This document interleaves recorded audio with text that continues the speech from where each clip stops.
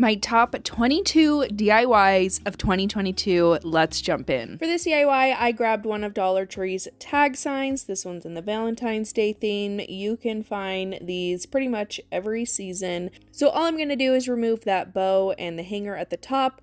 I'm going to flip it onto its back side, and I'm going to take my Waverly chalk paint and plaster, and I'm going to give this about 2 good coats.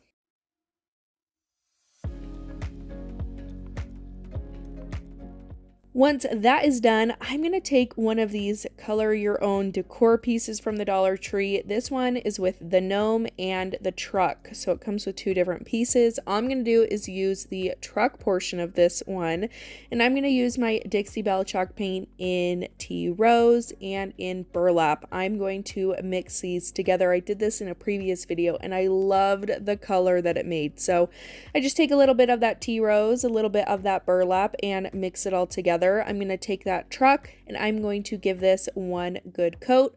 Once that is all drying, I'm going to take a little bit more of that tea rose color, and then I'm going to take a truffly chocolate color, and I'm just going to do a little dab of that. I'm going to mix it together just to make a kind of a shade darker than the previous color, and I'm going to use that to outline my truck, add more details on my truck, make it so it's not looking just like one flat color. I want details around the sides and the back, how a truck would be, you know, with the bed of the truck, all just those little details. I'm going to use that shade darker just to add, you know, all the details to it. And then I'm going to take some black acrylic paint. I'm going to put those on my wheels. I take some gray chalk paint, apply that to the little bumper at the bottom, just anything that I can do to give this a little bit more detail. Also, as a side note, ignore my giant head in this video. Apparently I need to get my eyes checked because I was just, you know, right down close to my project. So you'll probably see my head in the way of a lot of projects today. So just ignore that little issue today. And then going along with a little bit more detail, I'm taking a white marker and just kind of adding lines around the sides, just adding more of the detail on the wheels. Anywhere where I feel like it just could use a little bit of an extra pop, I take my white marker and go around and do that. Now I'm also going to take a popsicle stick and I cut it down to the size of the truck, and this is just going to be kind of that bed portion of the truck. And I wanted to leave this in the natural wood color. I feel like the natural wood color plus the color of this truck just look so good together. So I left the popsicle stick as is. I just added a little bit of detail around it with some white and some black marker, kind of adding a little bit of that stitching pattern to it. And I did end up rounding out the sides as well. Now I'm going to set that to the side. I'm going to go back to my tag sign and I'm going to draw faux shiplap lines on it. I just used a ruler and my mineral color chalk paint from Waverly, and I just added some faux shiplap lines to my tag sign. And I want these to be really faded, really distressed. So after that paint is dry, I'm going to take some sandpaper and go along those lines, really rough it up so they're not super prominent and they have a lot of distressing to it. I also go around all the edges of the tag sign to rough those up as well. Then I'm going to take these hearts that you can get at the Dollar Tree, and I'm going to take 9 of the smaller ones. I'm going to paint them in my Dixie Belle Tea Rose and then in my Waverly chalk paint in Ballet Slipper. I've been really loving the kind of muted tones for Valentine's Day. I love the pinks that aren't too bright, aren't too crazy, and they're almost kind of a neutral tone, if that makes any sense. So I painted those, and then I'm also going to take 5 of them in the natural wood tone as well. So I'm going to start by hot gluing my popsicle stick down to the back of my truck, and then I'm going to take my truck and hot glue that down to my tag.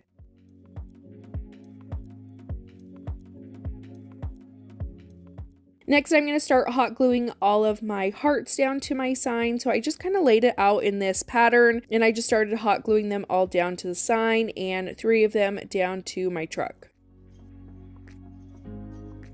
Now, once I had those all glued down, I still felt like it was kind of missing something, so I decided to break out some of my Couture transfers. This is the Valentine's mini bundle, and I'm taking this one that says chocolate is my Valentine, but I'm just going to use the word Valentine. I center that on the bed of my truck, go over it with some gray chalk paste, and then I'm just going to remove the transfer. And that is it for the bed of the truck. I think that turned out really, really cute. And then I'm going to take some twine, loop it through the hole at the top, tie a knot to keep that secure. I'm going to add some wooden beads that I get from Amazon onto that twine. And then I'm also going to make a tassel to go at the end. So I just take some twine, wrap it around my hand about 15 times, and then I will cut that off from the bundle of twine, and then I will use that twine that's attached to the sign to tie around my loops of twine around my hand. You can see what I'm doing. I feel like I always I don't explain this very well, but hopefully you can see what I'm doing and understand what I'm trying to say. So once my loops are attached to my sign, I'm going to take another piece of twine, wrap it around the loops towards the top, and then I'm just going to wrap and wrap and wrap and then tie a double knot around the tassel. I will cut off the excess twine and then cut off the loops at the bottom, give it a little haircut so it's all nice and even, and that is it for this DIY. I think this one turned out super adorable. It's my favorite from today's video. Let me know what you think about it in the comments.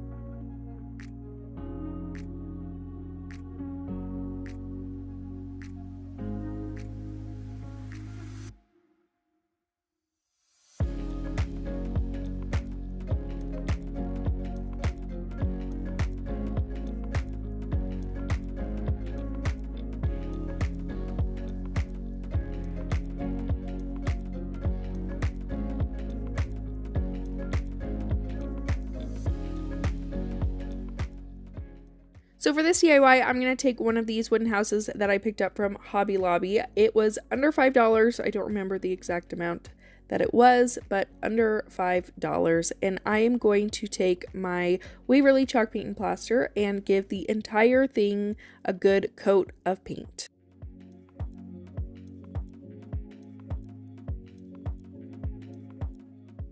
Once the paint is all dry, I'm just going to take my sandpaper and I'm going to go around the entire thing. I want to rough it up a little bit. I want some of that natural wood peeking through. So I just go through all the edges and give it a good distressing. Now I'm going to take these DIY stickers from the Dollar Tree. I'm going to take one of them that says Kiss Me. And then I'm also going to use some more of the hearts that I used from the previous project, that I also got from the Dollar Tree in that big pack of wooden hearts. I'm going to paint one of those with my Dixie Belle paint in Tea Rose. And then for the Kiss Me, I'm going to use my Waverly chalk paint in Mineral. And I just gave that one good coat as well. Now I'm going to go through and just start attaching my pieces to my house. I just used some gel super glue to attach the Kiss Me and the heart towards the top. And then I'm going to take some twine, wrap it around about 3 times and tie the excess in the back to hold all that in place.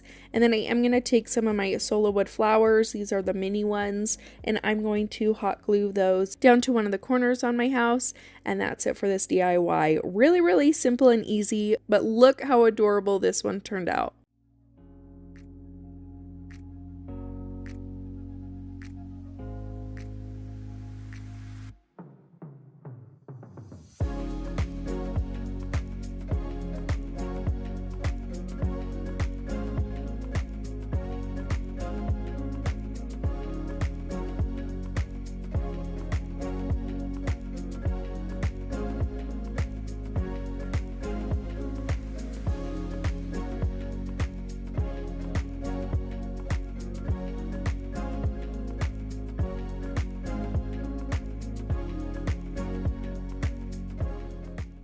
For this DIY, I'm going to take one of these round wooden signs that you can get from the Dollar Tree, and I'm just going to start by cutting that tag off, cutting that twine off, and I'm going to paint it with one good coat of my Dixie Belle Paint and Tea Rose. You can see a theme here. I like my DIYs to all kind of match and correlate with one another, so I tend to use a lot of the same paint in the same videos just because, you know, like I said, I like my DIYs to match each other, and I'm obsessed with this color right now for Valentine's Day. So once that's done drying, I'm going to take this wooden welcome cutout that actually came from Michael's during Halloween time, but I know that they sell a lot of these things throughout all the holidays. So I got a pack of 2 of them for $4.99, and I'm going to leave this in this plain wood color. Not going to change it. And then I'm going to take 3 of the hearts that came from a pack from Dollar Tree, and I'm going to paint those with my Waverly chalk paint and plaster.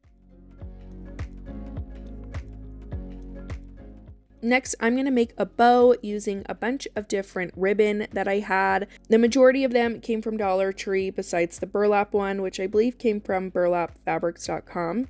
And I'm just going to cut 2 pieces of each ribbon, and I'm going to cut them roughly all the same size.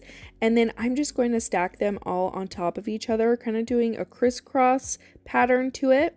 And I am going to just repeat that pattern until all of my pieces of ribbon are used up. And then to put it all together, I'm just going to take some twine and tie the twine around the middle of my bow, and then I'll wrap the twine around the middle several times just to give it a really chunky middle to it. You could also just wrap more ribbon around the middle if you wanted to, but I liked the look of the twine around the middle, so I just wrapped that around maybe about 8 times and then tied a double knot in the back. I'm also going to take some twine and loop it through the holes at the top to make myself a hanger for the sign.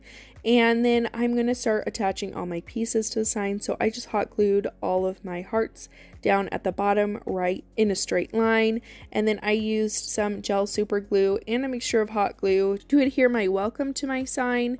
And I just put that towards the bottom. I wanted to make sure I left enough room for my bow at the top. And then I hot glued my bow right above that. Now I felt like it was still missing something. It looked a little bit too plain to me. So I took a black paint pen and I just did a little squiggly line and a dot around the entire circle.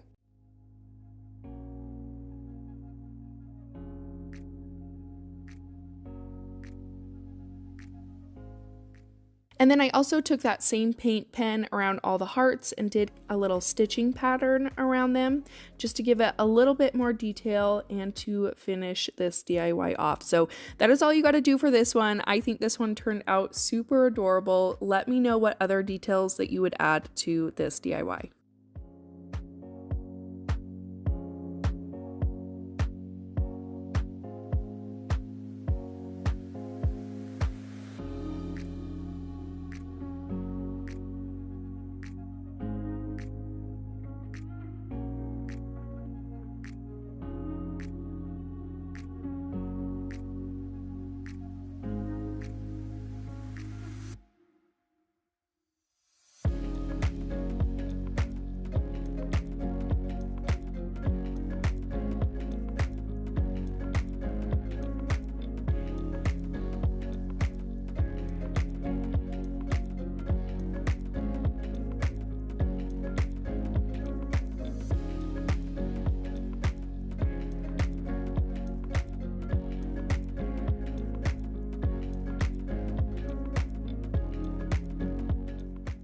I'm going to take one of these shiplap bunny wood signs that you can get from Michael's. I can't remember the exact dimensions of this, but it is pretty big and makes for the perfect door hanger. It was $9.99, but it was also on sale. So all I'm really going to do to this is just do a kind of really light dry brushing to it. I'm going to take some of my Waverly chalk paint in white. I will dab it in the paint and then dab a lot of that excess paint off and go over each of those little shiplap sections. And I just think that this looks so cute. I didn't want to make it fully white. I wanted it to kind of have a rustic and distressed look to it, which is why I'm just distressing this. I also really wanted a lot of that natural wood to poke through. Now, I also picked up a couple different greeneries and florals from Michael's. I got this bush with some small white flowers on it, and I just thought that these were so pretty. Very spring, and I just thought they were gorgeous. So I'm going to take 3 sprigs on each side, and I'm going to take some floral wire, and I'll just wrap those together so that they're nice and secure. And then I'll take 3 other sprigs and do the exact same thing to the other ones. And then I'm going to take some white florals that I also got from Michael's. A lot of their spring stuff is on sale, I think about 40% right now. And then I'm going to take those 2 greenery pieces, do some floral wire in the middle so that they are nice and secure together. I'll take some hot glue and just hot glue those right down in the middle. And then I'll take those white flowers and I put 3 on each side.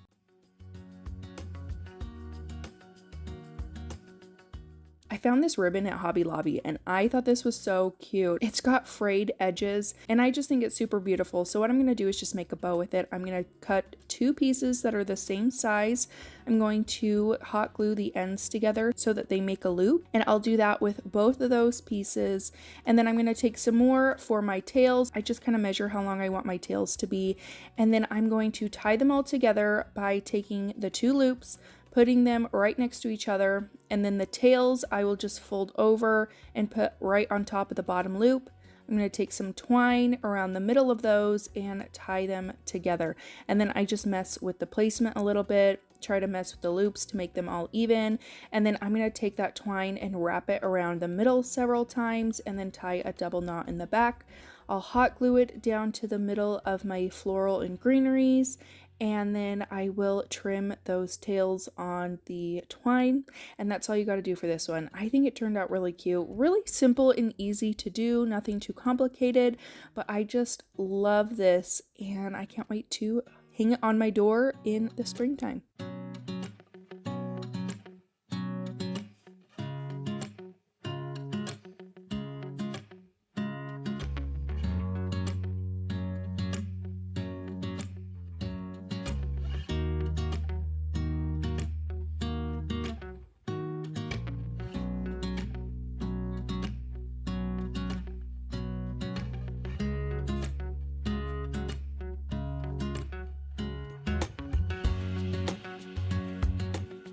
For this DIY, I'm going to take these 2 big foam bunnies that you can get from the Dollar Tree. I just wanted to do a small makeover, spruce them up a little bit, so I'm going to take some Waverly chalk paint and celery, and you guessed it, some more baking soda. I'm going to put that in there, mix it all up. This essentially gives your pieces a more ceramic or cement-like look, adds more texture to them. So that is what I'm going to do for my bunnies. I'm going to paint these in this concoction. And I did do about 3 coats. So I did 1 coat fully all over the bunny. My second coat was full all over the bunny. And for the 3rd coat, I didn't wait completely for the 2nd coat to dry. I took my brush and I just kind of stippled all over it. So I put my paintbrush in some paint and then kind of doing a dabbing up and down motion all over the bunnies. This really gave it some more texture to it, made it look more kind of ceramic or cement-like, and I love the outcome of it. I just think it looks really pretty. I think it looks really high-end. You'd have no idea that these were foam unless you picked them up or looked on the bottom, because I decided not to paint the bottom apparently. But I think these were so much fun, really cute to add to any shelf. And this one was super easy, only cost me $2.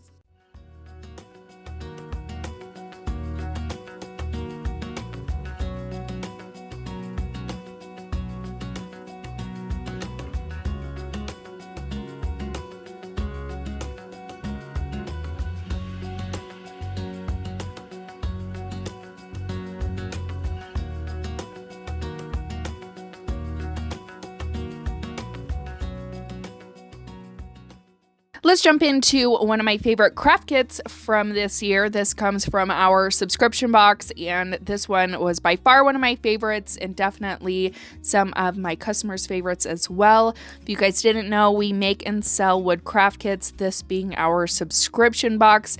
Make sure that you sign up because starting in January, we are doing giveaways for our subscription box subscribers every single month. So if you want to be involved in that, make sure that you subscribe to our monthly subscription. I'll leave the link down below, but let's go ahead and jump into how I assembled our April craft kit. So here is the month of April's kit, a very summery and citrusy kind of kit, which I thought was really fun.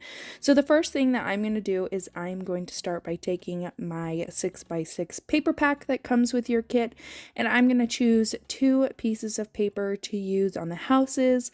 You can obviously choose whichever paper that you want to use, or maybe you don't even want to use the paper, maybe you just want to paint them. Whatever the case may be, you can fix this up in any kind of way that you want to, do any kind of different color schemes or patterns. The possibilities are really endless when it comes to these kits. So I just start by taking the 2 houses that are going to be on either side, and I trace them out using a pencil, and then I'm just going to cut those houses out using some scissors. And then I just take a good old glue stick and adhere my paper to the houses. That always seems to work really well for me, but I will say one thing to keep in mind as I was doing this: you don't want paper on the very bottom because that's going to make the houses harder to go into the little spots on your stand.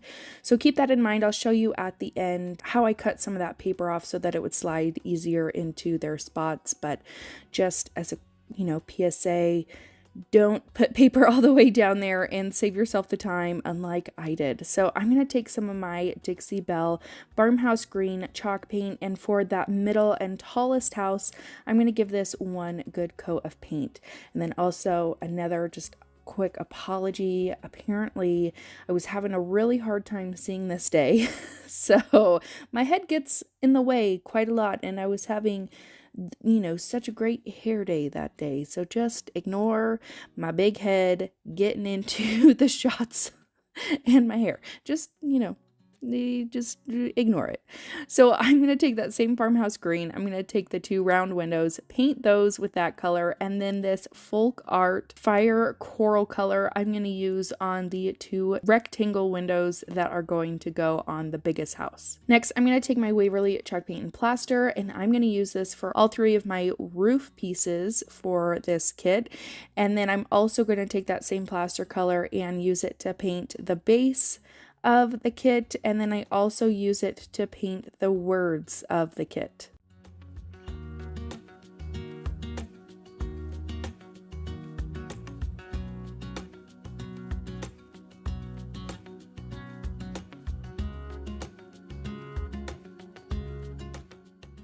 Next, I'm going to take my Dixie Belle chalk paint in Rebel Yellow, and that's what I'm going to use to paint all of my lemon pieces and my lemon slices. You could make this into limes if you wanted. You could paint them green, or whatever you want to paint them is totally fine.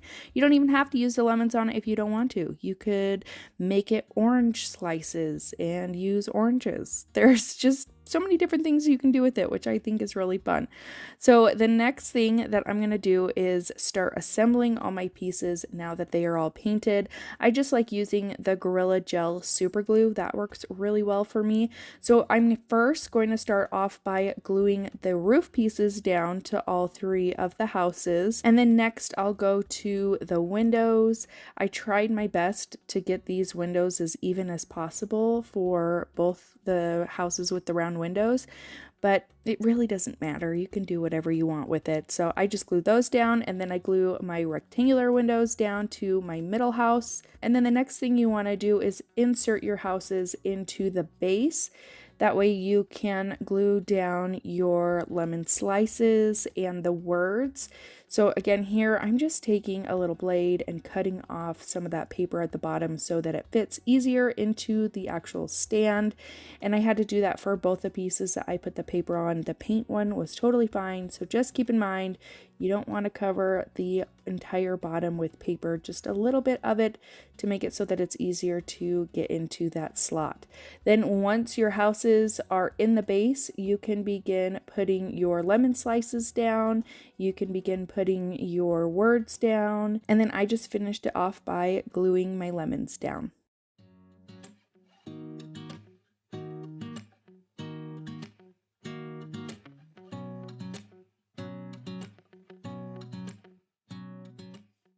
And then as a little added touch, ribbon does not come with this kit, but I thought it would be fun to tie some ribbon around this. So this is just for pure inspiration, something that you can add onto it. I grabbed this lemon ribbon from the Dollar Tree and I just sized out how long I needed it to be.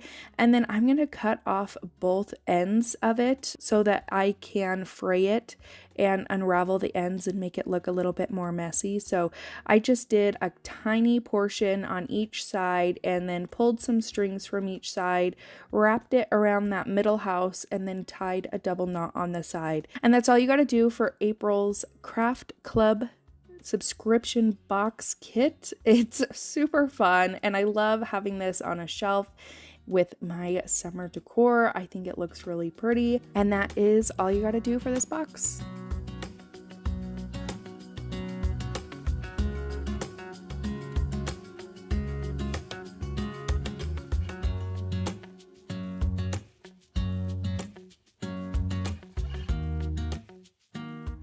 For this DIY, I'm going to take these 12-inch wooden planks that you can get from the Dollar Tree.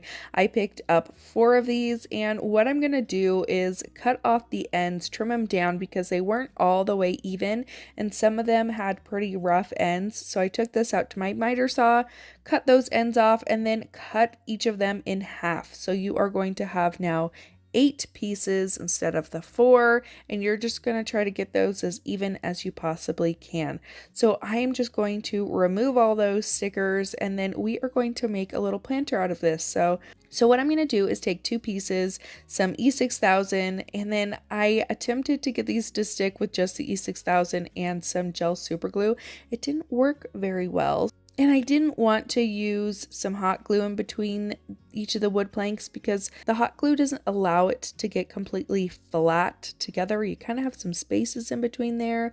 Hopefully you know what I'm talking about. So in the end, I ended up taking some popsicle sticks and cutting them down and gluing them on the back seam so you wouldn't see it on the outside and there wouldn't be any gaps in between those planks. And that helped keep these together much better. You are going to do this for all 4 sides of your crate. Now to attach all of your sides together, I took some Jenga pieces from the Dollar Tree, added them to each side, and used those to help glue down each side to each other, just to give it a little bit more surface area and to help add some support to each side. So I would just add my side, get that little Jenga block, add some glue, and attach the Jenga block to both of those sides. And you're just going to do that for all 4 sides. Now I have these 1/4-inch dowels that I actually got in a big pack from Lowe's, I believe. Melissa from All Things Crafty did this on a toolbox, and I thought it turned out absolutely gorgeous. So she inspired me to add these dowel pieces to the front of this crate. I will link her video and her channel down below where she did this on her toolbox. That video, all of her DIYs were so gorgeous. So make sure that you check her out. Now I'm just going to kind of add a little frame to the front of this planter. So I just take my dowels and I'm just taking my miter shears and cutting these down and just trying to make sure that I get all 4 pieces the correct sizes. So your top and bottom piece should be the same size, and then your 2 side pieces should be the same size. And then I just add some hot glue to the sides and assemble my little frame. And then I use some super glue on the back to adhere it to the front of my planter. So for the bottom of the box, you could use a piece of wood and you could cut it down. I just decided to go with a piece of foam board because it would be a lot easier to do that than to try to measure out and cut a piece of wood.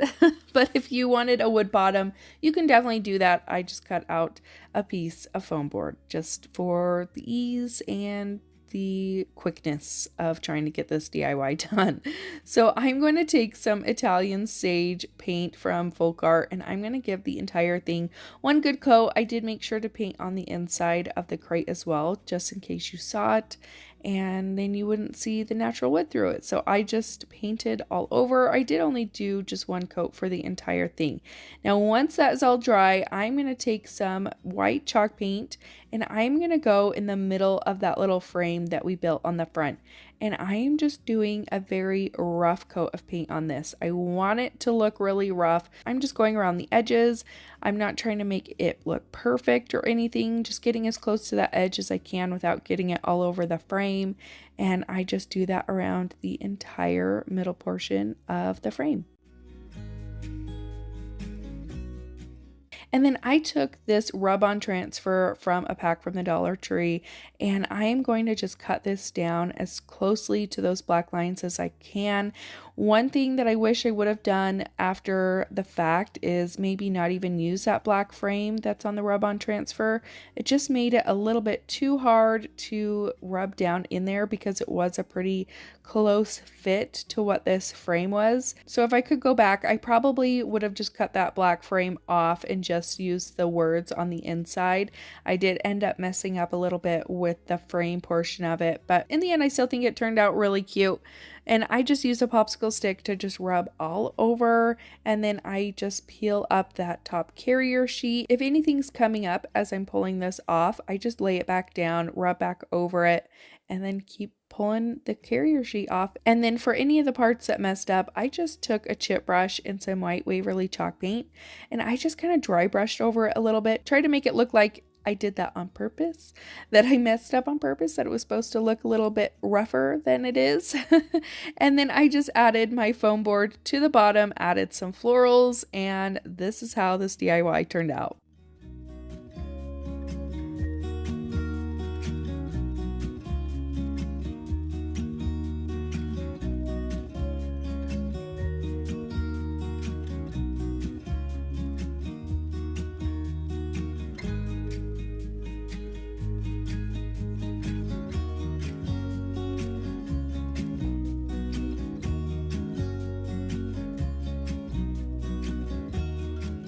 DIY, I'm going to grab one of these mason jar signs that you can pick up from the Dollar Tree, $1.25. I'm going to start by removing this metal piece from the top and setting that to the side because we are going to use it later. And I'm going to use the back as the front for this one. And I'm going to take some washi tape and I just start sectioning off my mason jar. I'm going to use Dixie Belle, Bunker Hill Blue, and Barn Red for my paint colors. And I started painting on the bottom, decided I want to paint on the top portion of this. So I'm going to use that Bunker Hill Blue to give the top portion of my mason jar 2 good coats. You don't really have to paint the very top because we are going to use that metal piece that we took off from the front on it. So if you don't want to paint that, then don't worry because we're just going to be covering it up later. And then I'm going to remove that washi tape, make sure my paint is all the way dry, and then take another piece of washi tape, add it on top of that blue that we just painted right on that line so it all matches up nice and even. And I'm going to start by painting this white, which accidentally painting that portion of the sign blue made this a little difficult. So I had to do 2 good coats of white to make sure that I got that blue covered up. But I'm just going to paint the entire thing white. And then after I've painted that white and it's all nice and dry, I'm going to take some more washi tape and I'm going to start sectioning off the white portion for some stripes. I tried my best to get this as even as I possibly could. Tried to do it about an 1.5 inches between each of my washi tape pieces. You can see that the sides are not totally even, but you know, it is what it is. So I'm going to take that red color from Dixie Belle and I'm going to paint my red stripes, and I did give each stripe about 2 coats of paint.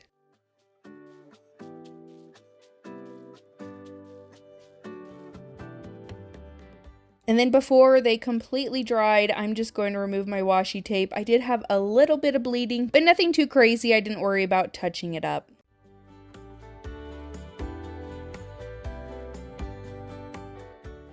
Now I'm going to take these wood cut out stars. These are actually stars that we cut out with our laser machine.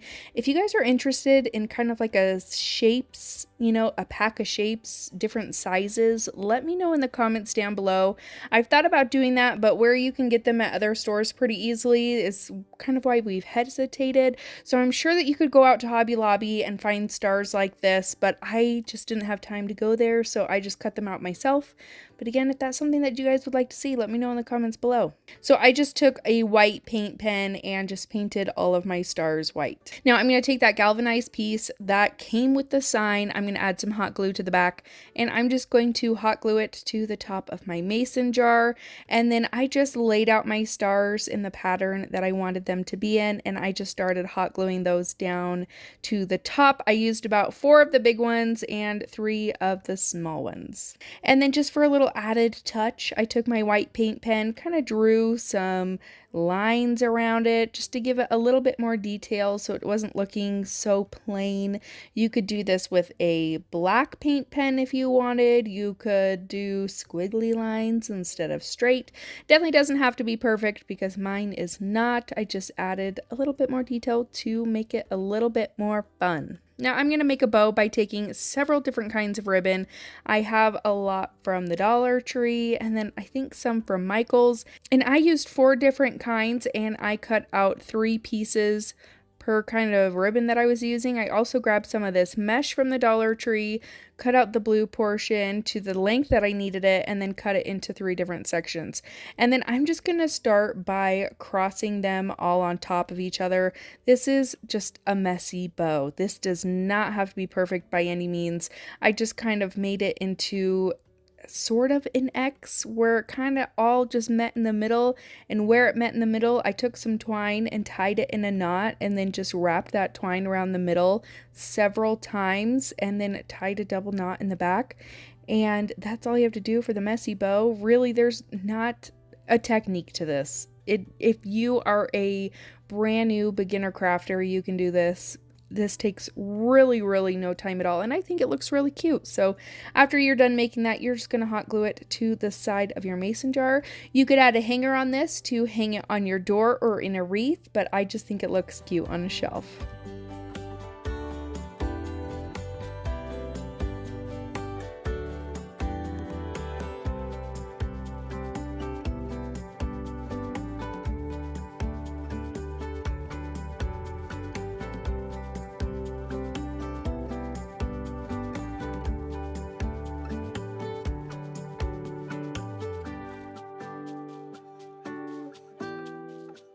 You're gonna take one of these canvases. Now I got this at Michael's. I want to say it's maybe like a 24 by 12. I no longer have the measurements on it, so I'm not quite sure the exact measurements, but I got it in a big pack from Michael's. I'm gonna start by removing those staples from the back so that I can remove the canvas off the frame, and I just use a flathead screwdriver and some pliers to get all of those staples off of there. And then I'm just going to remove that canvas from the frame, set that to the side because we're not going to need it. Now I'm going to take a couple packs of the wooden stir sticks from Home Depot or Lowe's. You can get them at both places, so it's really up to you on where you want to grab them, but they come in a pack of 10, and you're going to need a total of 18 of these. Now, I'm going to take this onto my frame. I'm just going to put it right in the back. I'm going to butt up the end of the stir stick to one of the sides, and then I'm going to draw a line on the other side so I know where I need to cut this. So I took all my stir sticks out to my miter saw and I cut these down. Now you want these a little bit longer than you want them shorter. So if it's a little bit of a tight fit, that's perfectly fine. You would prefer a tight fit rather than it being a little bit too small. It'll just make things a little bit easier to have them a little bit tighter. So I'm going to take 7 of these stir sticks. I'm going to rough coat paint them white. I wasn't quite sure where I wanted the white stars to be, so I just kind of painted all over. It is going to be painted with blue paint afterwards, but I just did a really rough coat of white paint. And then you're going to paint your white stripe pieces, and you're going to need a total of 5 stir sticks for your white stripes, and I'm just going to paint those all white. You don't really have to worry about painting the back unless you want to. I personally didn't, just for time's sake, but you are going to take 5 of those, paint them white, and then you are going to take 6 of your paint stir sticks and you are going to paint them red. I always prefer to paint on the side that doesn't have the numbers.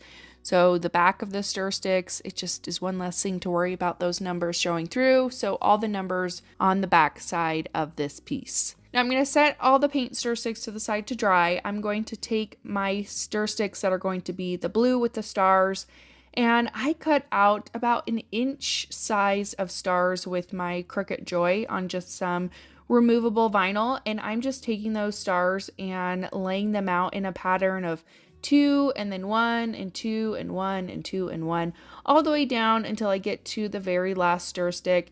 And I'm going to start by going over each of those vinyl pieces with some white paint. I don't want these to bleed, so I'm going to go over it with 2 coats of white paint to make sure that when I paint over it with my blue color that it's not going to bleed into my stars. So once that is done, I am going to go over it with some Bunker Hill blue from Dixie Belle, and I just went over it really roughly. This I wanted to look rustic and distressed, so I wasn't worried about getting a full perfect coat. When I went over the stars, I did more of an up and down dabbing motion rather than a back and forth because, again, I'm trying really hard to make sure that this doesn't bleed. So an up and down dabbing motion on the stars, and then I went back and forth on the rest of it. And once I had all of my blue paint on there, before it dried, I just took my weeding tool from CRICUT and I went through and removed all of the vinyl stars to reveal my white stars on my pieces. And I didn't have any bleeding, which is awesome. One less step of trying to fix up some stars. So those turned out perfect. Now I'm going to grab my frame that we got in the beginning, and I'm going to take some Waverly Wax and Antique, and I'm just going to go through and stain the entire frame. And I just use this as a normal stain. I brush on the wax and then remove the excess with a paper towel, and I just cover the entire thing with that wax. You could also use a water-based stain. I prefer this because it doesn't have a smell and it dries really fast, but any kind of water-based stain will also do the same thing. Now I went over all of my paint stir sticks with a little bit of this wax and on a chip brush just to give it more of a distressed look.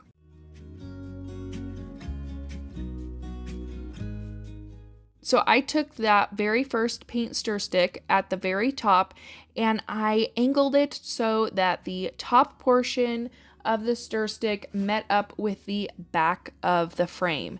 And then it angled so that the bottom portion of the stir stick met up with the front portion of the frame.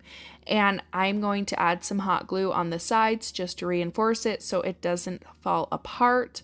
And then I'm going to repeat that pattern with all of my stir sticks all the way down to the bottom of the sign. So I just pushed my stir sticks in there and I spaced out my stir sticks so that the bottom one was maybe overlapping the top one by just a hair so that they barely overlapped. And again, you're just going to angle each of your stir sticks so that the bottom of the stir stick will match up with the top of your frame, and then the back of your stir stick will match up with the back of your frame.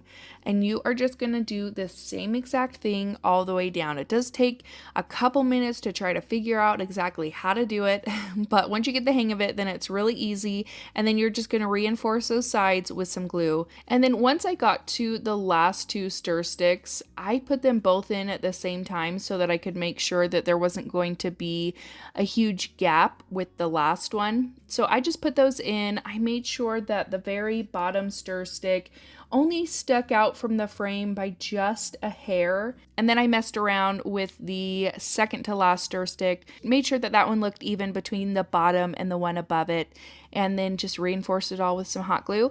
And that's it for this DIY. I'm going to put this out by my door as some outdoor patriotic decor, and I just think that this one looks super cute.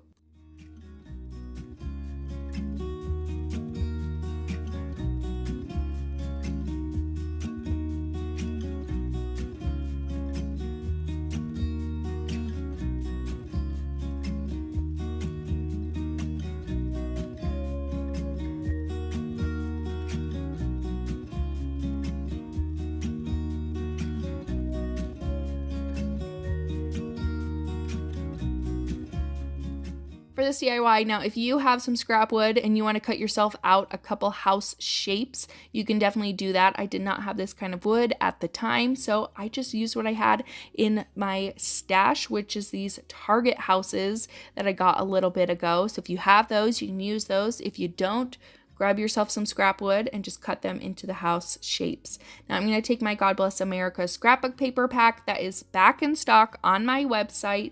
I only ordered a very limited more of them, so if you want them, make sure that you grab them because they did sell out within a day the last time I posted about these. So I am just going to take some pieces of scrapbook paper. I took a piece for the back, and then they have these fun picture ones that I ended up cutting out, one for each of my houses. I love the little designs, and I think that it's really fun that you have, you know, a little picture on your scrapbook paper that you can cut out and use for all sorts of different things. So I just cut 2 of those out, and I took my houses, I traced my houses on the back of the scrapbook paper that I wanted to use, and I ended up cutting those out just, you know, with some scissors, try to make sure that I got them as close to the correct size as I wanted them to be. And then I'm just going to take some glue stick and add my scrapbook paper to my houses.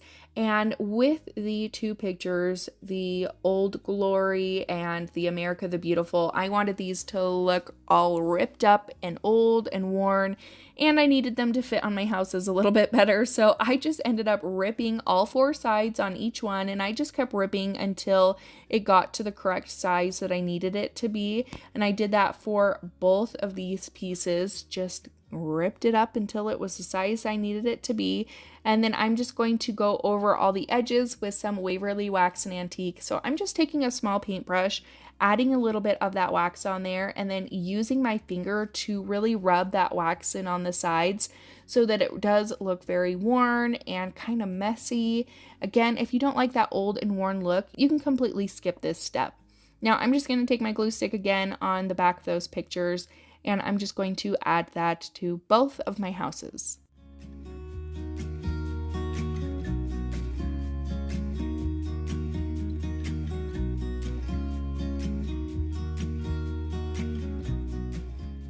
Now to give it a little bit of a finishing touch for the Old Glory one in the mason jars, I took some twine and wrapped it around that portion, kind of where the top of the lid was on my mason jars, and I wrapped that twine around, added a little bow, so it kind of looked like the mason jars were tied together, and I just cut off the tails to make sure that those were even. Then for the second house, I'm just going to add some twine around the bottom portion about 2 times and tie it in a double knot in the back to secure it in place. That's it for this DIY. These are so easy to make, really, really fun, really fast to make as well. You could add these to your tier tray or just to, you know, your patriotic decor on your shelf, either way, but I think these turned out really cute.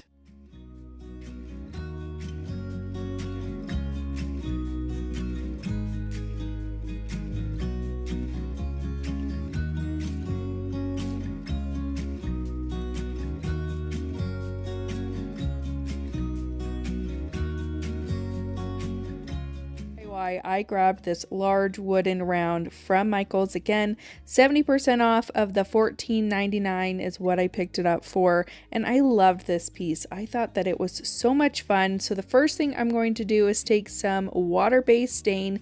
This is dark walnut from Rust-Oleum. And at first I thought that I was only going to stain that outside frame, and then once I got done with that, I decided, you know what, I just want to stain the entire thing besides that middle portion. So I just went through and stained the frame and that wooden background.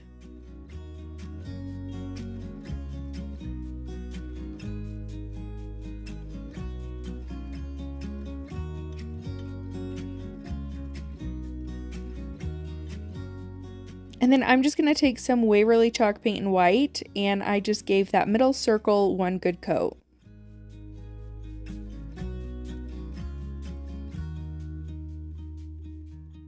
Now for some faux shiplap lines, I just took this large ruler that I picked up from Dollar Tree and a pencil. One of my subscribers said that when they do their faux shiplap lines, they just use a pencil and then rub it with their fingers. So I decided to try that technique out today, and I actually loved it. So I just went through and used that ruler as a guide, drew myself some lines, and then with my finger I just went over each of those lines and kind of smudged it, and I thought it turned out really cute. So no need for painting when you're doing your shiplap lines. A pencil in your finger works perfect, and I loved the way that it turned out. Next, I'm going to grab this Farmhouse stencil that I picked up from Michael's. Again, this wasn't in their 70% off. This was just in their regular clearance section. I found a whole bunch of stencils from there for 50% off. So this was $5. And this is kind of like a chalk Couture transfer where it has that adhesive background and it's a silk screen transfer or stencil. So I decided that I was going to use my chalk Couture Surface Wax on it because that just typically helps whenever I'm using chalk Couture transfers. It helps the bleeding, and I just feel like my lines are a lot crisper when I pull it up. So I decided to do it for this one since it is a very similar type of transfer. And I laid that farmhouse word down on there, and I did take my eucalyptus chalk paste from Chalk Couture and one of their squeegees, and I just used that to go over the entire thing. I'm just going to lift that transfer up and reveal it, and I loved the way that this transfer had pieces kind of, you know, missing in some of the words. It just made it look really rustic and farmhouse, and I thought it was adorable. And then I just added that little greenery piece to the bottom as well. Now I'm going to take some greenery that I also got from Michael's at that 70% off, and this was only $7.99. And then again, 70% off, so just a couple of dollars for this. I took a couple sprigs off of there and just hot glued them at the very top of my sign. And then I grabbed some of this trim ribbon from Walmart, and I just took two pieces that were the exact same size, and I'm going to hot glue them so that they are in two loops. Then I'll just lay them next to each other, take some twine, and wrap that around the middle, tying it in a double knot, and this is just going to scrunch it all together. I kind of mess around with it a little bit so it looks the way that I want it to, and then I take that twine and I wrap it and wrap it and wrap it around the middle several times to give it a nice chunky look in the middle, tie it again in the back, and then cut off that excess twine. And then I just hot glue it down right to the middle of those greenery pieces, and that's it for this DIY. I think this turned out so beautiful. I make so many DIYs and I can't use all of them in my home, and this is definitely going to be one that I use as decor in my home.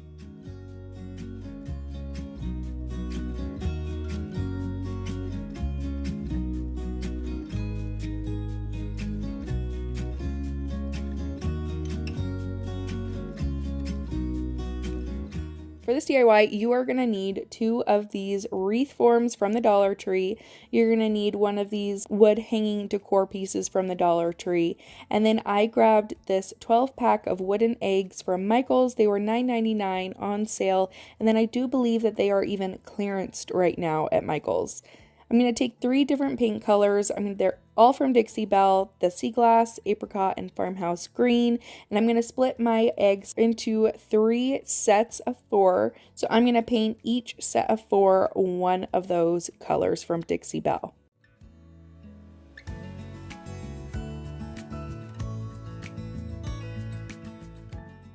Once those are all done, I'm going to take that little wooden piece from the Dollar Tree. It does have some holes in the top, and I just filled those in with some wood filler. And then I'm going to paint the entire thing in one rough coat of my Waverly chalk paint and plaster.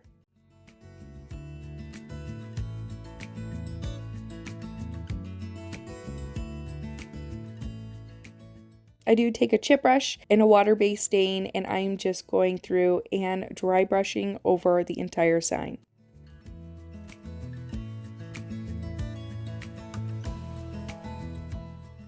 I'm going to take this rub-on transfer from that same pack from Dixie Belle, and I'm going to use the Welcome to the Farm transfer. Now, my wooden sign was a little bit too long, so I did mark off where it needed to be cut, and I did cut that down with a miter saw. And then I am going to add my transfer to the front. And again, we're just going to do the same technique with the big popsicle stick that they send, and I'm just going to rub all over the entire thing, and then slowly pulling back the clear sheet on the top and rubbing as I go. I'm going to remove that cover sheet. And then I just did a little bit more dry brushing and a little bit more of adding some distressing to it with the chip brush and that water-based stain over the entire thing. That's a nice thing that I like about these transfers is you can distress over them and paint over them and they still look really great.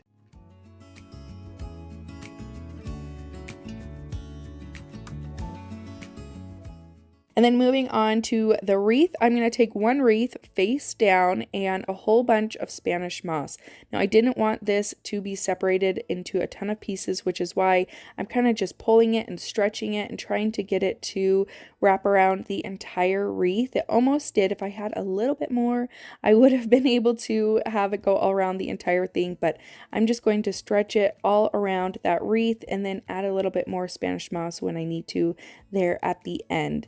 And then I'm going to set those eggs out all over the Spanish moss and the wreath. And I just kind of did a pattern back and forth. And then I did end up hot gluing my eggs down. Now, obviously, this isn't going to, do a whole lot of good.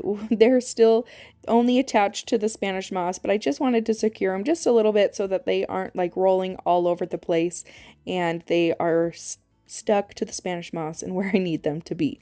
Now, one thing that I would recommend doing first before adding your Spanish moss or your eggs is adding some floral wire between each of those prongs that are on the wreath. There should be about 6 prongs that hold, all 3 rings together. I'm going to take some floral wire and wrap it around each of those prongs on the middle and then on the outside of the ring. We will use that to attach another wreath to this wreath as well. So I just add my floral wire, add a little bit of hot glue just to make sure that it's keeping that floral wire in place. And then I'm going to set my other wreath on top of this piece and I'm going to try to match up those prongs so that I can take that floral wire, wrap it around the prongs, and then secure that in place. This will just make it so that it's not, moving all around and twisting if you make sure to secure it on those prongs that are matching up on each wreath. Hopefully you can understand what I'm meaning, but you can definitely see what I'm doing. So, well, sort of. You can kind of see what I'm doing, which is why adding the floral wire before you put the Spanish moss down is a lot easier and you're not having to struggle to see the floral wire. And then once your inner circle is done, you're going to move on to your outside and securing your 2 wreaths together. Again, I'm just securing them right where the prongs are, and I just twist them all together and make sure that they're all nice and, secured in place. So that's how you can attach your 2 wreaths together. And then I wanted to make sure that the wire isn't super visible. So I did take some more Spanish moss and just kind of push it through and kind of try to hide those wires as best as I could so that they weren't as noticeable.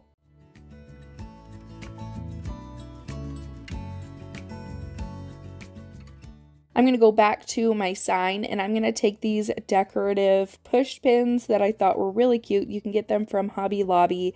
Now, these were going to be way too long to go through my sign, so I decided to just cut off the ends and just hot glue the push pins down to each corner of my sign. And then I just made sure that they were nice and secure in there. So that's all you're going to do to finish off your little sign, and then you are just going to hot glue it down to your wreath. And then I made sure to flip my wreath over on the back, add some more hot glue just to make sure that that was even more secure and in place.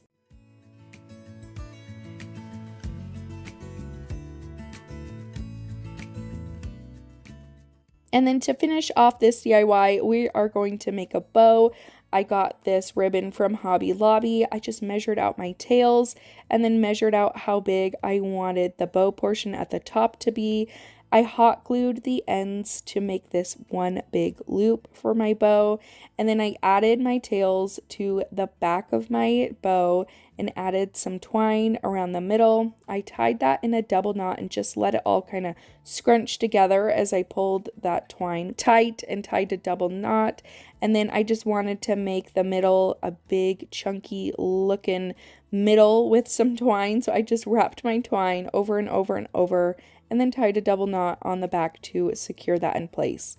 Now all you're going to do is add some hot glue to the back of your bow, glue it to the top of your wreath. I dovetailed the ends on both of my tails, and then I did hot glue them so there were kind of, a little ruffle going on with the tails and they weren't just flat. And that is it for this DIY. I thought this turned out really, really cute. You could leave this up for Easter, even for next year, or have it up as just your farmhouse decor.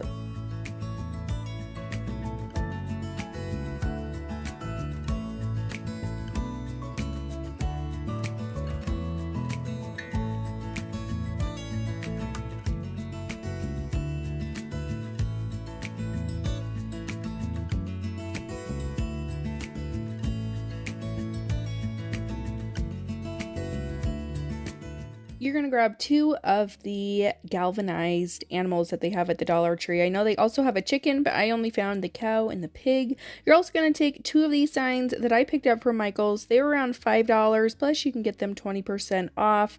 Now you're going to grab some antique wax from Waverly Chalk Paint, and I'm going to use this as a stain, wiping my wax on with a paintbrush, or painting it on, I guess is the better term. And then you're going to use a paper towel to remove all the excess wax after you have painted it on. And I just paint the wax all around my frame, making sure to get that little lip on the inside and then the sides and the top and back portion of it. So you're going to make sure that your frame is all covered in whatever stain that you want to use, really. And I get a lot of questions as to why I like using this as stain, mostly because it does not have a smell and it doesn't stain my hands really bad and it dries really fast, unlike other stains. You could also find a water-based stain if you are looking for those kinds of options as well. But the smell is the biggest one for me. It doesn't have any sort of stinky smell, so I can do it in my craft room.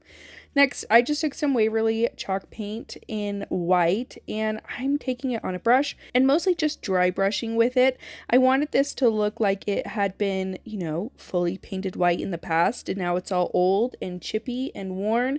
So I mostly just did a really rough dry brush with it.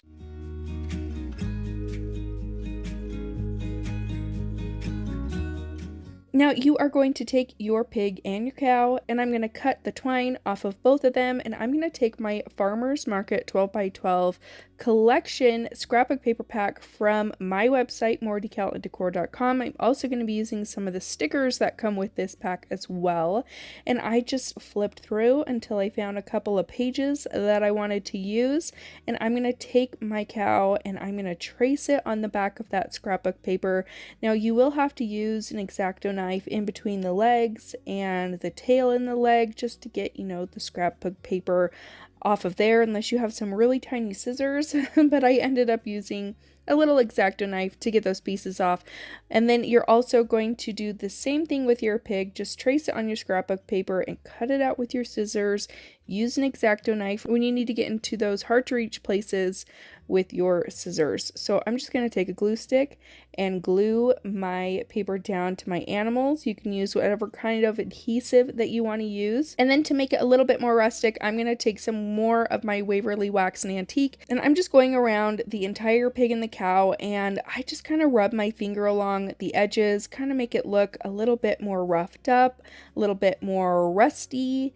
And then I'm just going to hot glue these to the middle of both of my signs. And then I'm going to take some stickers, like I said, from that 12 by 12 collection from my website, and I just take them and put them right in the middle of each of my animals, and I thought these looked so cute.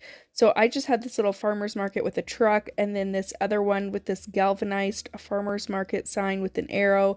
I just stuck both of them on the middle of the cow and the middle of the pig, and then I'm going to take some twine, wrap it around my fingers about 3 times, and then I'm going to take an excess piece of twine, wrap it around the middle of the twine, and tie a knot. That's going to give you a cute little twine bow. I'm going to do this for both of my animals, and I'm just going to hot glue the bow right about the neck area of each of the animals, giving them a little bow, and that's all you have to do for this DIY.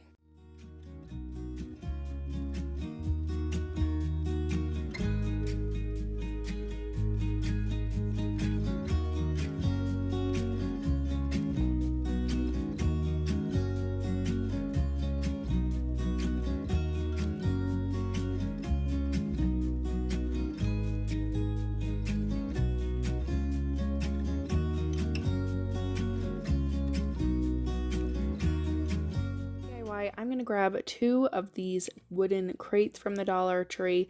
I also grabbed some wooden dowels. These are actually from Walmart, but I do know that Dollar Tree carries them as well. And I'm going to cut 2 to the size of the height of the crate. I kind of add some dowels later. This was just the beginning thought, and as this DIY came along, I decided to add more dowels to it. So you can just kind of skip that part for now until I show you what I do later, but I'm going to paint both of my crates in the white Waverly chalk paint. And I just painted the front and the back and the tops and one of the side on each crate. The other 2 sides will be glued together, so it's not too big of a deal to leave those blank.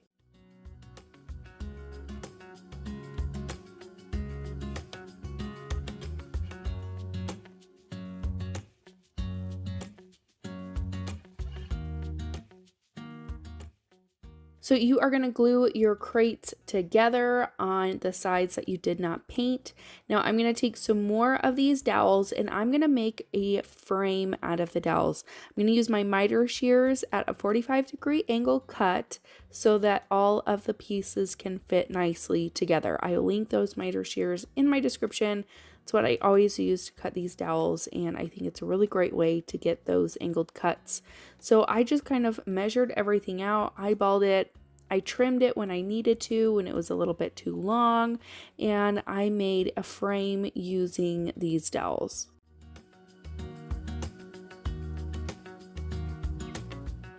And then once I've gone ahead and painted those white as well, I'm going to start gluing them all together. So I just started with some of the sides, glued the sides together, tried to figure out, the best way to glue it to the front of my crates. Making sure that each piece was the same length was a little bit tricky. Took me a little bit longer than I anticipated, but in the end, I think it turned out really cute. So I'm just going to start adhering this to the front of my crates.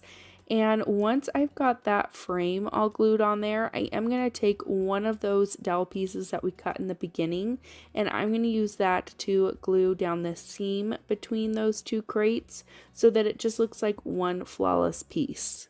Now I have one of these dough bowls that I picked up from the Target dollar spot. It was $5 and I thought this was the perfect topper for this crate. I'm going to make a little shelf out of it.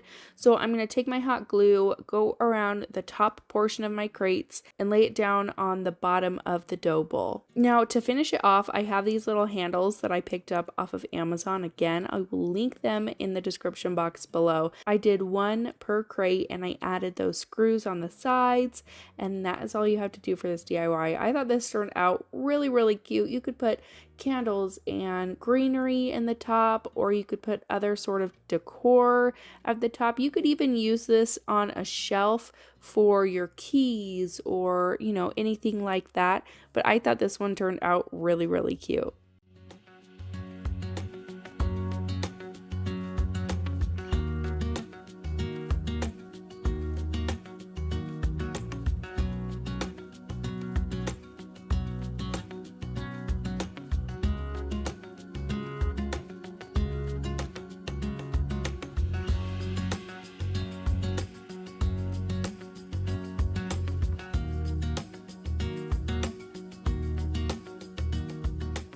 buy. I picked up 3 different types of fabric. These all came from Joann's, and they were a little bit more on the pricey side because of the type of material they are. They aren't just like a solid cotton print. They are stretchy, and I loved the knit look to them. So I want to say that they were probably around $5 for half of a yard. Still not terrible. If you're going to make pumpkins out of all this fabric, you could probably make 3 of them about this size out of all the fabric that I purchased, which makes them very affordable. So the first thing that I'm going to do is I just cut out a circle, and I used a 14-inch round to kind of give me a rough estimate.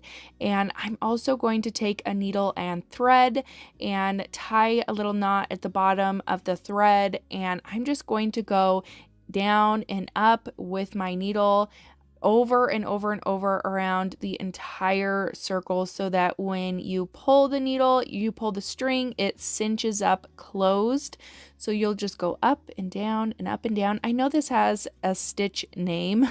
I'm just not a sewer, so I don't know the exact term for this stitch, but like I said, you're just going to go down and up and down and up, just over and over till you get all the way around. So your goal is to cinch everything closed when you pull that string nice and tight. So after you've done that, you're going to take your filler. I just used a bag of polyfill, and I just took some of that and filled inside of my little pumpkin, or, you know, it kind of looks like a little bag. So you're just going to fill it with as much polyfill as you want, however big and fluffy you want your pumpkin to be. Once you have your filler in there, you're just going to go ahead and pull that string nice and tight till you can cinch the top closed. And to keep it that way, I just went back in with my needle and just added some extra stitches throughout the entire thing over the little cinch circles so that everything stayed nice and tight. I did some knots throughout it as well. So you are just going to sew the top closed. There really is no skill needed for this. Like I said, I'm not a huge sewer. I can do some basic sews, some basic things with my sewing machine, but I'm absolutely not professional by any means. So if I can do this, trust me, you can do this as well. So just add those stitches until the top of your pumpkin is all nice and closed.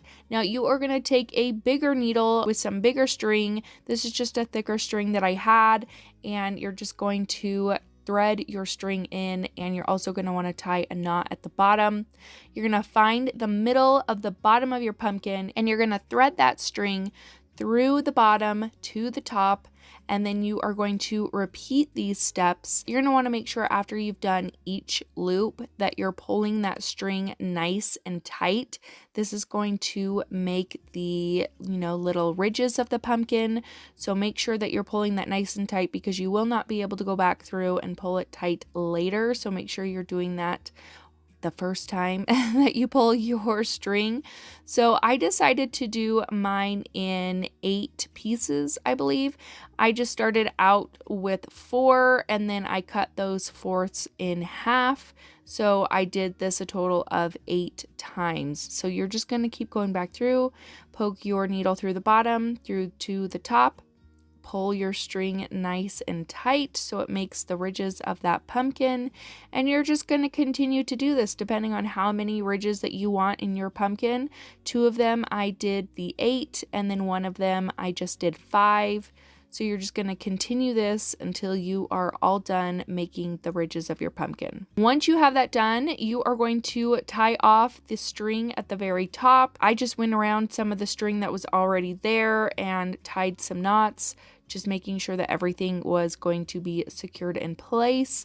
Now this is what my pumpkin looked like when I was done adding all those ridges, so you can see the basics of what it should look like. Now I used this green fabric that was more stretchy, and it wasn't woven as tightly, so when I did my thread around the top, every time I would pull it, the knot would start coming through the fabric, so it didn't hold. So for this one, I'm going to put my polyfill in the middle of my fabric, and then I'm just going to start gathering that fabric into my hands, just bundling it all up.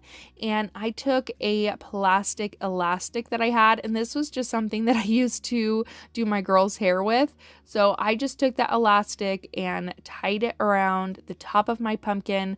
So for any kind of fabrics that are not as tightly woven and your thread is just going to pull through, I would suggest doing this. There are so many different ways that you can make fabric pumpkins, and there's a ton of tutorials out there. So if this is not something that you think you can do, definitely check out other fabric pumpkin DIYs because there are so many of them out there. So for this one, to make sure that the top was going to be extra secure, I took my thread and I threaded it through the bunch of fabric at the top. I wound the top up with my thread and added another little stitch through the top of the fabric, added a knot, and just tried to secure it that way. And then again, you're going to grab your bigger needle and your thicker yarn, and you're going to start making the ridges of your pumpkin. So like I said, this one is only going to have 5 ridges. So since you can't really go through the middle of this one, I just tried to get as close to the middle as I possibly could without having to go through all that yarn bunched up in the middle. And I would just go through and stick my needle to the next spot at the top where I wanted the next ridge to be. So just make sure that you're pulling nice and tight, and then you're going back through the bottom and doing these steps all over again. It's really as simple as that. These were a lot easier to make than I thought that they were going to be, and I tried my best to find ones that was like a no-sew, but I personally found that the sewing option when you're cinching it around the top works better than trying to secure it in place with an elastic. That's just my personal preference, and then you don't have that big bunched up piece in the middle, but I still think this one turned out really cute. I just wanted to show you both ways that I did it so that you could decide which way you wanted to do it for your pumpkins. So I grabbed all 3 of my pumpkins and I am going to start embellishing them. So I found these cute little leather tags at Hobby Lobby. They came in a pack of 3, I believe, and they were about $2.50, and I just untied the knot on one of them, added some wooden beads, and I'm going to take these little wooden branches that came in a pack from the Dollar Tree. I just hot glued those to the middle of my pumpkins. I'm going to add one of the little leather tags to my cream pumpkin.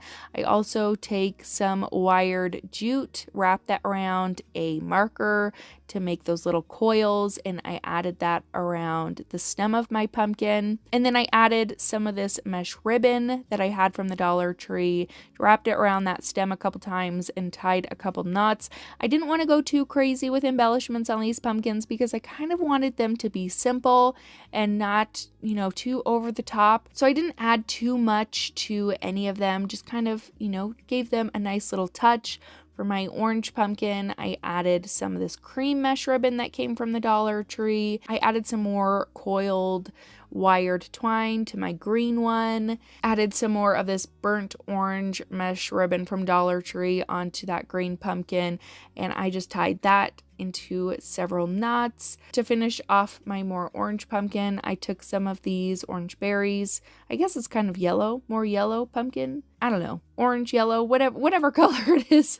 I added some orange berries onto the pumpkin, added a sunflower to the middle. That finished off that one. And that is it for these pumpkins. I think these turned out so cute. Even my husband came in and said, wow, these look like pumpkins you could buy at a store. So that was a huge compliment. But I think these turned out so beautiful, and I can't wait to use them to decorate my house for fall.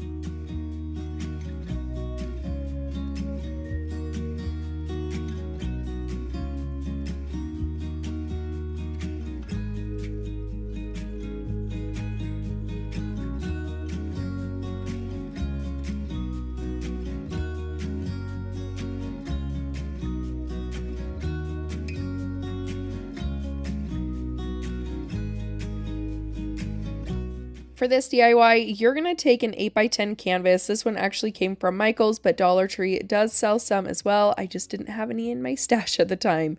I'm going to start by removing all those staples from the back. I had a bit of a hard time with this, but if you don't want to do this, you could just cut the canvas off. I am putting planks on the back, so I want those planks to be able to lay as flat as possible.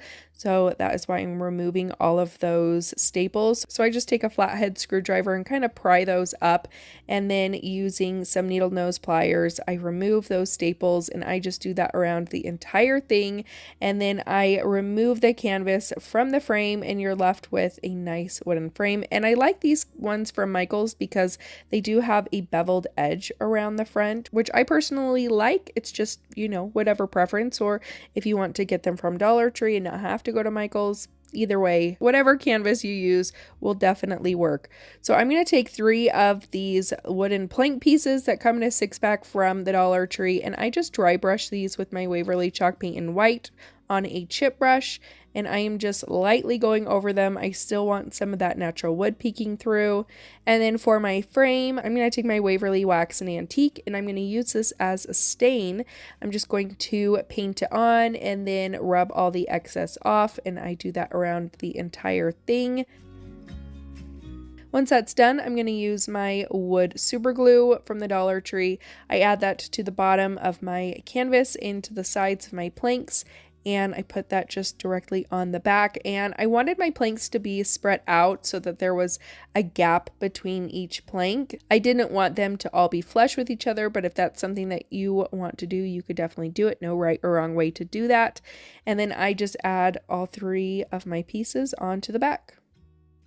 Now I'm going to flip that over. I have a whole bunch of florals and greenery. The majority of my stash though is from Michael's, so that's why I just grabbed all these. These all did come from Michael's, and I also had these little chalkboard pumpkins that came from the Dollar Tree. So I just started cutting up my greenery. I'm going to hot glue my pumpkin to the front of the canvas frame, just right next to that beveled edge so that there's a gap, and I can fit these greenery pieces between the backing and underneath the pumpkin. And that's what I start doing. I just start gluing everything underneath it so that it's all kind of popping out from behind the pumpkin. So I'm going to put my little eucalyptus leaves under there. I started adding these orange berries, and then I have these sunflowers that also came from Michael's. I took 3 of those. And then I grabbed 3 strands of some jute twine, layered them on top of each other, and then I'm just going to tie them together like you would your shoelaces to make a really cute bow. I just kind of mess with those loops a little bit and the length of them, and then I just hot glue that over the hole in that chalkboard pumpkin, and that's it for this DIY. This one is definitely tying for first place in today's video between the 5 Hello pumpkins and this one. I think these turned out so adorable. It's something very simple, yet I love the colors that it screams for fall, and it's just one of my favorites.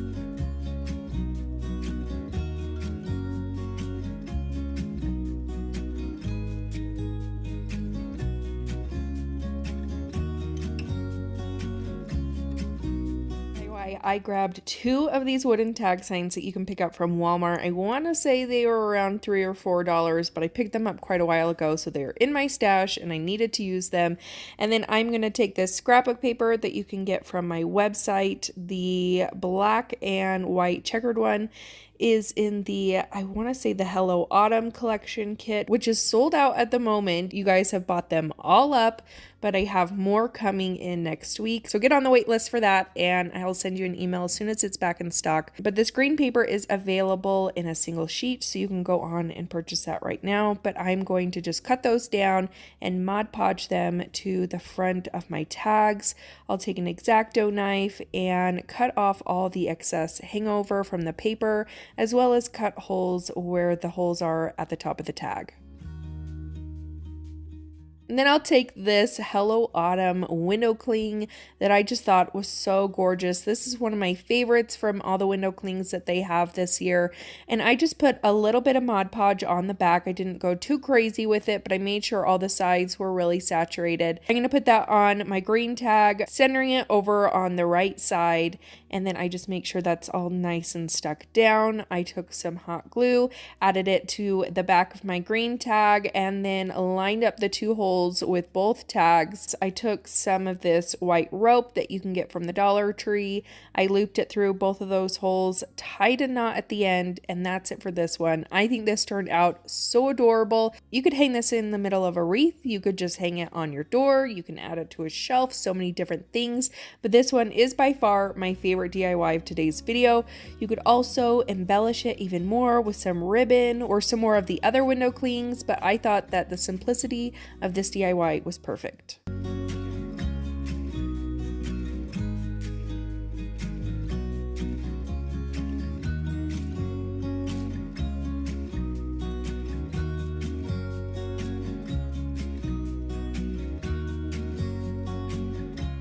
I'm going to take one of these 12-inch wood rounds from the Dollar Tree. I'm going to take some washi tape and I'll apply it vertically on that wood round right in the middle. I'm going to take this Rust-Oleum Barrel Brown stain and I'm just going to give this one nice coat of stain. I tried to not let my stain sit on there too long because I don't want this to be super dark. So I'm just going to apply it with a foam brush and then take a cloth and remove all the excess.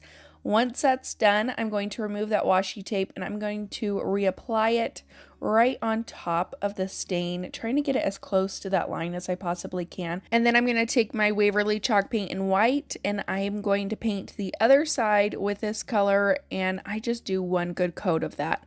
Now I'm going to leave that washi tape right in the middle and I'm going to take another piece of washi tape and I'm going to use that as a spacer because we are going to do some buffalo check on this white side. So I am just going to start laying my washi tape out, putting a piece down, taking that spacer and then putting that down, and I'm going to continue that process all the way down. I'm going to take my Dixie Belle paint in mint julep and sea glass and I mix these together, and then I'm going to paint those stripes on that side of my wood round. After I've done that, I will peel up all the washi tape and then we are going to go the opposite way. So you will start in the middle and then just use the washi tape as a spacer and continue that. You can use different size tape. The size of tape that you use is going to be how big your squares are. So just keep that in mind. If you want bigger squares, use a bigger sized tape. And then you're going to use that same color and paint your stripes again. Now this time you are going to leave all the washi tape on. You could definitely mark where the lighter set of boxes are, but I could just tell on my round, so I just took that washi tape and I put it down where the lighter sections of those boxes were. I took that same paint that I used before, but I just added a little bit of black to it to make it just a tad bit darker, and then I will go over that one more time. Hopefully that makes sense. If you want to learn how to do buffalo check print with painting, you can type that into YouTube and there are a whole ton of videos that pop up because this was the very first time that I ever tried it. So if you need help with a buffalo check painting technique, definitely type that into YouTube and watch their really detailed tutorials. Here is the final result. I think it turned out really, really cute. Now I did want this to be a little bit roughed up, so I took my sandpaper and just went over the entire thing. I just tried to get it as rough as I wanted it, so you can skip this step if you want. Next, I'm going to take these letters that say Fall Sweet Fall. I cut these out on my laser machine, but you can find wood letters pretty much at any craft store. You could even find them at Dollar Tree. You'll just have to pick up a couple packs to be able to do this one. I have debated putting these up on my website, so if you think that that's something that you're interested in, let me know, and I could probably have these out with my fall launch coming Monday. I just took a white paint pen and I just painted all of those letters. Next, I'm going to take this orange spice paint and I am going to paint these two little pumpkins that came from the Dollar Tree. These are like their wood stickers that they have out, and I took two of the pumpkin ones. I'm going to paint them orange, and then then I'm going to paint their little stems brown, and I just did a little bit of distressing on them, kind of giving them a little bit more detail on the fronts. Nothing too crazy, it was super easy, so you can give these as much detail as you want. Now I'm going to start putting my letters onto my sign, and I used this square to try to get these as straight as I possibly could. I just lined all my letters up on them and attempted to make so that they were all nice and straight, and I just used some gel super glue to adhere these down to my sign, and I just continued this process all the way down.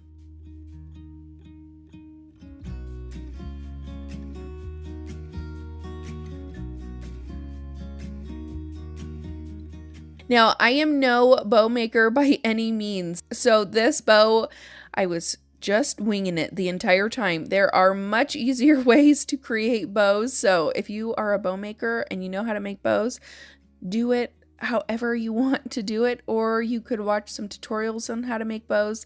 This, I really was just kind of winging it and hoping for the best. So I took this orange striped ribbon that came from Michael's. I took this mesh ribbon that came from the Dollar Tree, and I cut that in half so I had 2 pieces of it. And then I took some burlap ribbon, cut that down twice, and then I just started creating loops with all of my pieces. So I would just add some hot glue to the bottom and then glue it to the other end to make a loop. And I just did that with each of my pieces of ribbon. And then I just started hot gluing them together. So I took my 2 pieces of mesh ribbon and I put those together, and I hot glued them to one of my orange pieces in a cross. And then I took my 2 pieces of burlap ribbon, hot glued those together in a cross. And then I put those together on top of the second piece. And then I did do a really small loop of that burlap ribbon, and I took my second orange striped ribbon, took some twine, tied those together, and then added those to the top of the other stack. So I know this is not the most functional way to make a bow, but I was just winging it and trying to figure out how to do it. So I think it still turned out really cute, and I just hot glued that to the top of my round, and that is how this DIY turned out. This one is my absolute favorite. I love the colors, and I just think it's so much fun.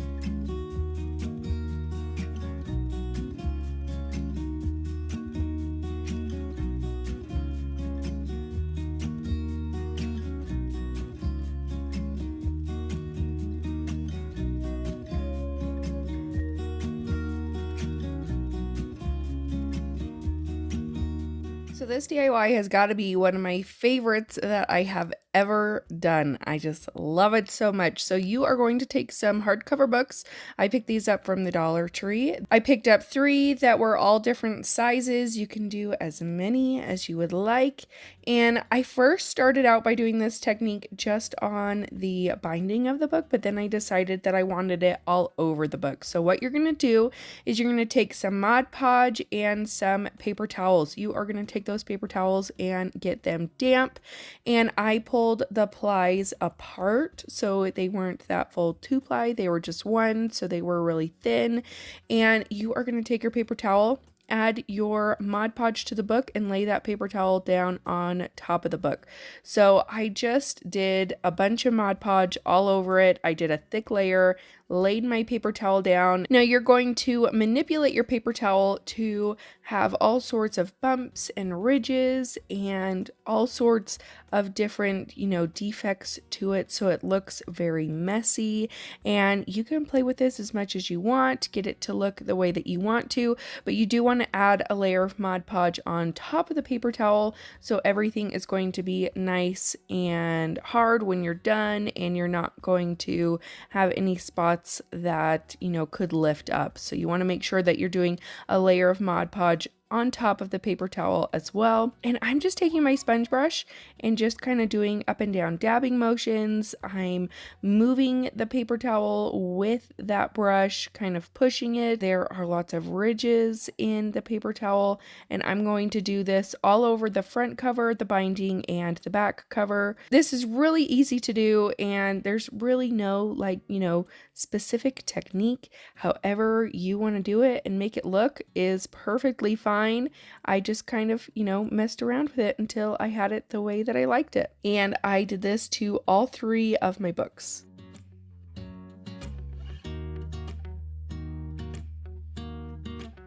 Now, once my books were dry, I also took my hot glue gun and made little designs on the bindings of the book, just some lines and some dots.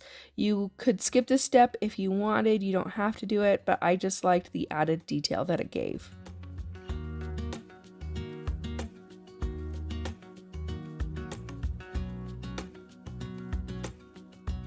I'm going to take some foam stickers. I believe that I got these from Walmart. I had them in my stash for a couple years now, and this was perfect for this because, you know, these foam stickers are flexible and they are 3D.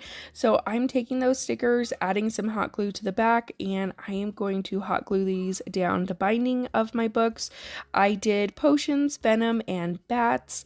You can do whatever words you want. I would just make sure that you use some hot glue on the back to make sure that they are not going to go anywhere.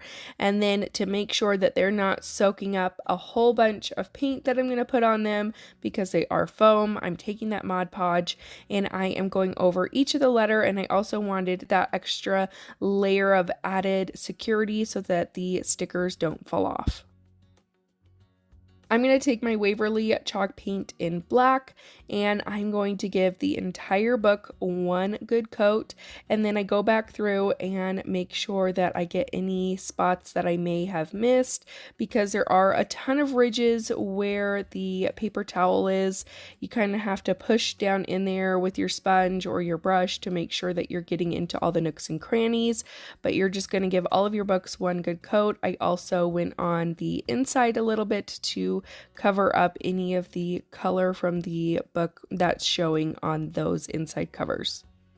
Now I'm going to take some rub and buff. This is the antique gold, and I am going to start antiquing my books. So first I start off by going over all the letters and the binding of the book. I really liked the look of not having the letters completely like stark gold. Some of that black is peeking through, and I just went over the entire binding. And then after the letters, I worked my way around it, hitting all those high points from the paper towel and from that hot glue that I put down so that you could really see those. And then I'll just do the same step for the front and back cover. I'm just going to take a little bit of that rub and buff on my finger, and I'm hitting all the high points that we made with that paper towel. So any of the spots that are sticking up really high, I'm making sure to go over that with my rub and buff and giving it that antiqued and worn look. And you're going to do this for as many books as you've made.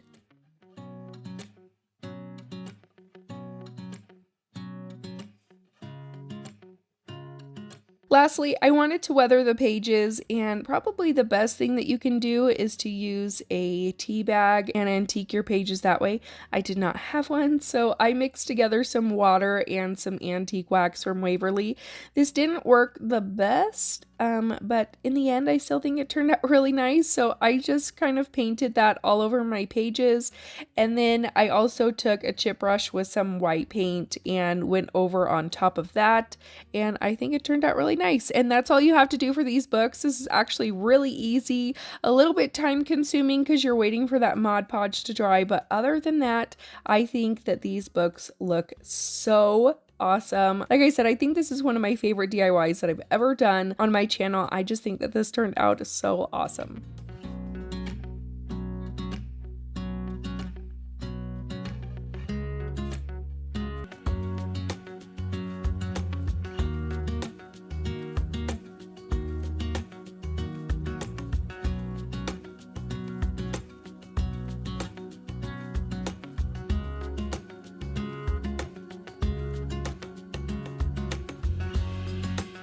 I picked up these 2 skeins of yarn from Hobby Lobby. They were a little bit on the pricier side. They were 30% off, so don't feel like you have to get these ones exactly. Any neutral yarn will do, but I loved the chunky knit look to it, so I picked these 2 up. And I also grabbed these 2 paper tree forms from Hobby Lobby as well.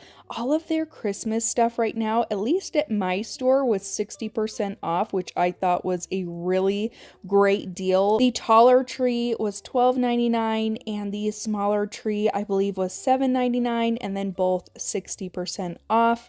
And I decided that I wanted to do a bigger version of the little trees that I did in my Christmas tiered tray video. So if you haven't seen that video, I'll link it down below, but I'm going to do the exact same thing that I did with those trees. I'm just going to glue the yarn all the way around my tree forms. Now, what I will say you want to do is to start from the top and work your way down instead of working your way bottom to top.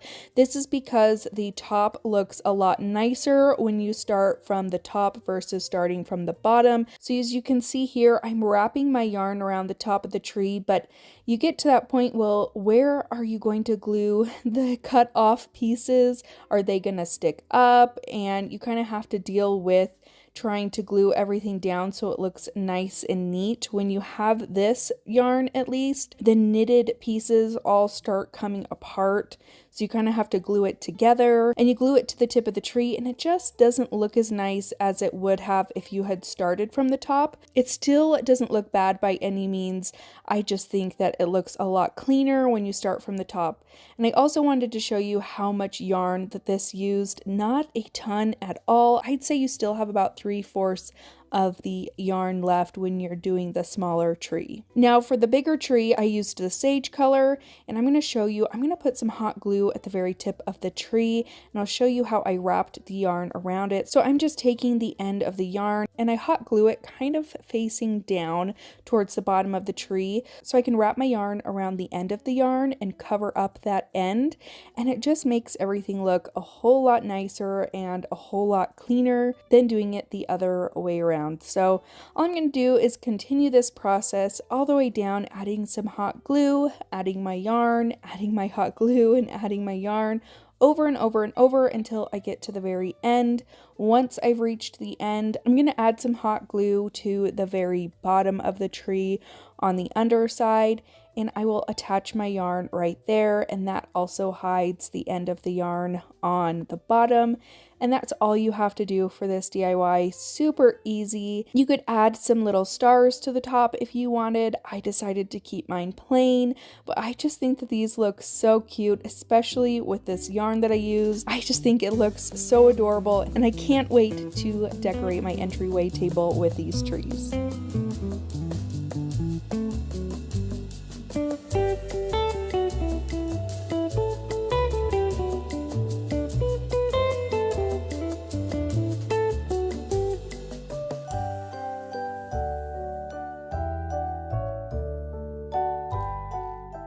You are going to take a scrap piece of wood. This was, I believe, a 1x6 and probably about 20 inches long.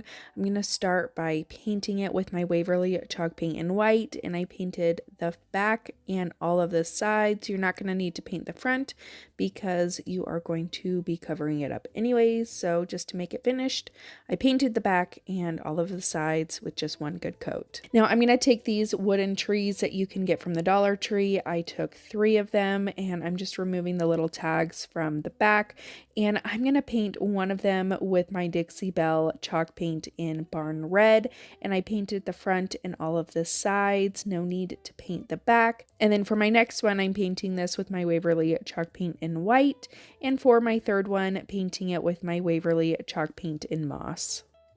I did want to distress my trees, so I'm taking a chip brush that I got from the Dollar Tree, dipping it into some Waverly Wax and Antique, and then dabbing off the excess, and then doing back and forth strokes over my trees to give it that nice distressed look. I do that over all 3, and then I add a little bit of white paint to the brush, dabbing the majority of it off, and then going over the green and the red tree just to give it some more dimension, some more character, adding another color in there. And then for my white tree, to give it a little bit more dimension, I take some more of that Waverly chalk paint in moss and do the exact same thing, just adding a little bit of distressing over it. I'm going to take this Hello Christmas scrapbook paper collection kit that you can purchase off of my website, mooredecalanddecor.com.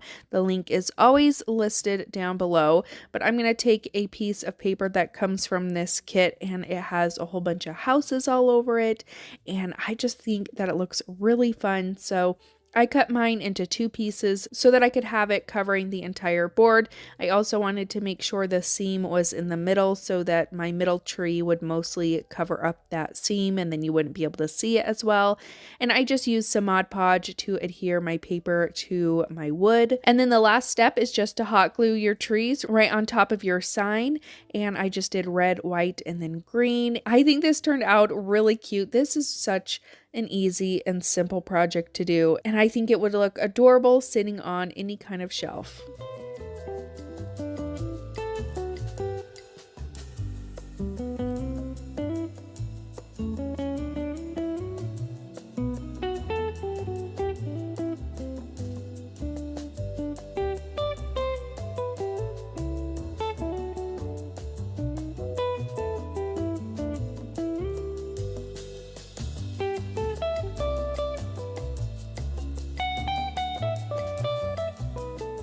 DIY, I picked up a couple of these paper mache trees that you can get from Hobby Lobby and some fabric. The trees were $6.99 on sale, 50% off. And then, like I said, the fabric, it also came from Hobby Lobby. I am going to make some gnomes out of these. I thought these turned out so cute, and I love gnomes. If you've been watching my channel, you know that I am a sucker for some cute gnomes. So the first thing I did was take my fabric that I got and I wrapped it around the top of the tree form just to see how much fabric I needed. And I'm going to take this fur material that also came from Hobby Lobby. They have a whole bunch of different kinds of faux fur that you can get from there. And I'm going to take my X-Acto knife and I'm going from the back and just kind of picking through that material. I don't want to cut any of the fur, so I wouldn't recommend doing this with scissors, but just taking your X-Acto knife and going up through there just makes it so that the backing is cut and the fur is not. Next, I'll take my hot glue and I'm going to hot glue this just high enough so that the bottom of the fur is touching the bottom of the cone so that you don't see the bottom of that cone very well. And then I just hot glue the rest of it around the tree form.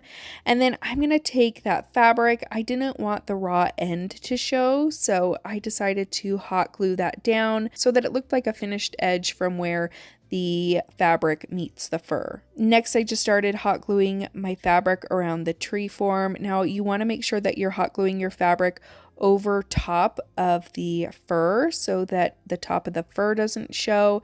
And then one piece of advice is to not add hot glue to the fabric where you're going to add your nose later. I ended up accidentally doing that and had to pry the glue up from the tree form so that I could fit his nose underneath the top of the fabric. So just keep that in mind as well. Now, I didn't want my hat to be just completely, flat against the tree form. I wanted it to have some texture. I wanted it to almost look like it was oversized. So I just hot glued the fabric together in the back, but didn't add any more glue anywhere else so that there were a bunch of folds throughout the hat. And then I gathered up the top of the hat and added some twine around the top and wrapped that around several times, tying it in a double knot just so that it had, more of a finished look in the front. And then I'm just going to take these flat half beads that you can get from Hobby Lobby, and I just glued that right underneath the top of his nose. And that is it for this guy. And then for my second gnome, I'm going to do the exact same thing. I have some more beard material that I picked up from Hobby Lobby. I am just going to hot glue that around the cone. And then I picked up this really fun, kind of soft, fuzzy fabric from Hobby Lobby. I thought this one was fun and looked very, kind of wintry. So I'm going to wrap that around. And this time I made sure not to add any hot glue to the front of the hat so that I could lift it up and have my bead go under there. So I hot glued it on the sides and then hot glued it in the back. And I just kind of folded my material over, added some hot glue, folded my material over again. So again, I'm going for a very messy, loungy kind of look to this. And then I wanted to incorporate some twine. So I tied some twine around the bottom part and the back. And then I twisted it around his hat, going different ways to the top and then crossing it all over, going down. So I just think that it gave it a really fun kind of wintry look to it. And then I just tied it in the back and tied it in a double knot where I tied it in a double knot before, and then added his nose, added some hot glue to the top of his nose, and folded that fabric down on top. And that's it for my two gnomes. I think they turned out so cute. You could also paint the paper mache in the back if you wanted to. I didn't think it was too big of a deal, but I think these are so much fun and so cute. And they also had different sizes of these tree forms, so if you wanted different size gnomes, you could get bigger ones and smaller ones. I just think these turned out so cute.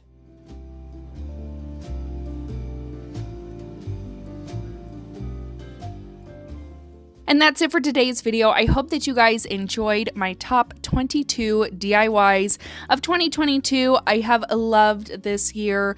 Making all of the crafts and everything else. It's just been so much fun. I absolutely love DIYing and sharing those with you guys. So I hope that you guys have loved the year of DIYs. Let me know which project was your favorite in the comments down below, or if there was a favorite project of mine this year, let me know what it was down in the comments. Don't forget to subscribe before you guys leave. Give this video a big thumbs up if you enjoyed it, and I will see you in my next one. Bye.